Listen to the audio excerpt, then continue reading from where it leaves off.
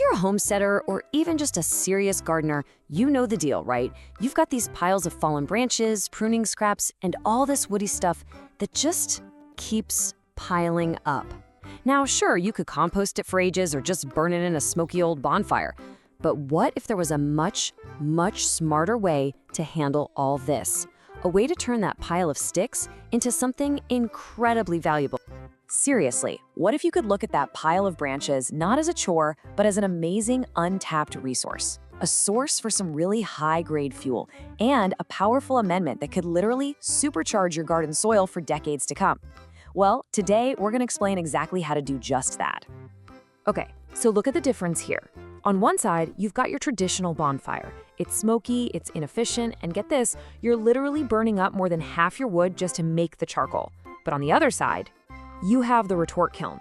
It's clean, it's super efficient, and the wood actually cooks itself to create pure, high-quality charcoal. It's a total game changer.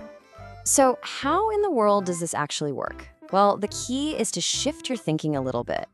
We're not just setting wood on fire here. Nope, we're creating a really controlled environment. Think of it more like an oven than a bonfire, to fundamentally change its composition. This is the big idea right here.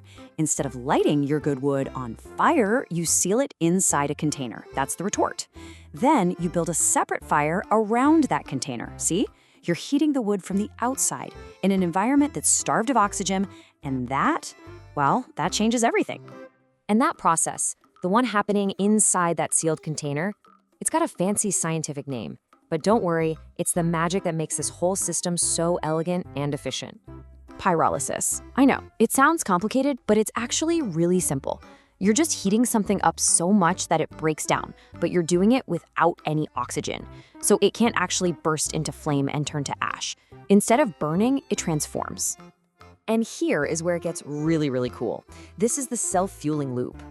As the wood inside that retort gets hot, it starts releasing a flammable gas, wood gas. In a smart design like this one, that gas is piped out and fed directly back into the fire below. So what happens? The fire gets hotter, which releases more gas, which makes the fire even hotter. The wood literally starts cooking itself. How awesome is that? And the results you get from this process are just fantastic. First off, you get way more charcoal from the same pile of wood. The burn is incredibly clean, almost smokeless once it gets going. And the quality? Oh, the quality is amazing. You get this pure, brittle carbon that's so high grade it actually rings like glass when you tap it. Okay, so you're sold on the idea, right? Well, the good news is you do not need some high-tech lab to build one of these. In fact, the most common DIY design is super simple, it's accessible, and it uses materials you might honestly already have lying around. Here's your shopping list for a weekend project. We're talking 2 steel drums, one bigger than the other, a tight-fitting lid for the smaller one, some basic power tools like an angle grinder and a drill, and a few bricks or cinder blocks. That's really about it. Pretty straightforward stuff.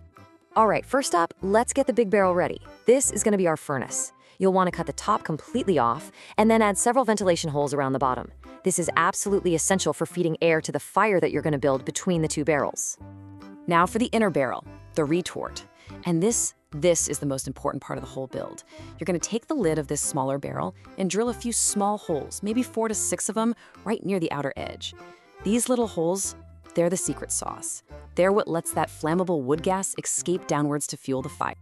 Putting it all together is super easy.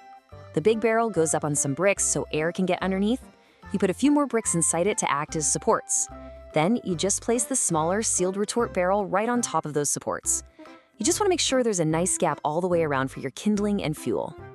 So, your kiln is built. Now for the really exciting part, turning that pile of wood waste into beautiful, high-quality charcoal. Let's walk through how you actually run this thing. But hang on, before we do anything, a quick and very, very serious note on safety. You are building a furnace. It gets incredibly hot, so please do this outdoors, far away from any buildings, dry grass, anything flammable. Have a hose or a few buckets of water ready to go, okay? Be smart, be safe. The whole process breaks down into 4 really clear phases. First, you're going to see a lot of thick white smoke. That's just moisture burning off. You have to keep feeding the outer fire during this phase. Then the magic happens. The smoke thins out and the gas ignites. After that, it becomes self-sustaining. It runs on its own fuel. Finally, you shut it all down and, most importantly, let it cool. This is the moment you're waiting for. After maybe an hour of heating, you'll see the smoke change color, and you might hear this really distinct whoosh sound.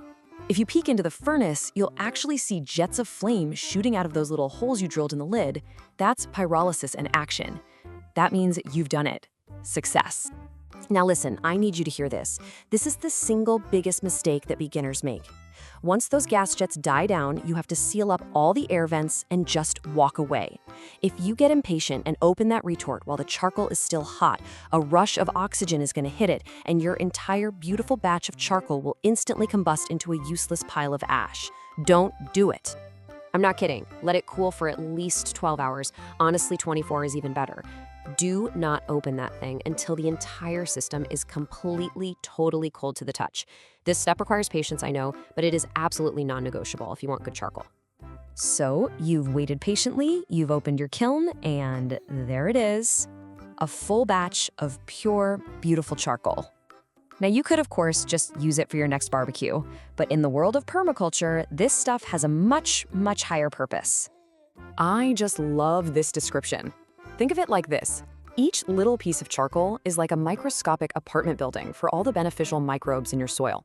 It's a permanent carbon sponge that holds on to water and nutrients.